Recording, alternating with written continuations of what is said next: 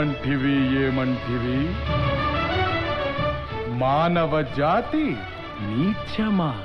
ఎంత మాట!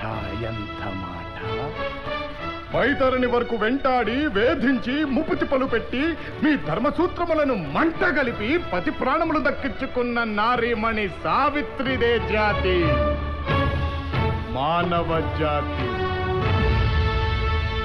తన భక్తితో సాక్షాత్ పరమశివుడినే ప్రత్యక్షము గావించి మీ పాసమును సైతం గడ్డిపోచగా నుంచి ప్రాణహరులైన మిమ్ములనే ప్రాణభయంతో పరుగులెత్తించిన పసివాడు మార్కండేయుడిదే జాతి, మానవ జాతి.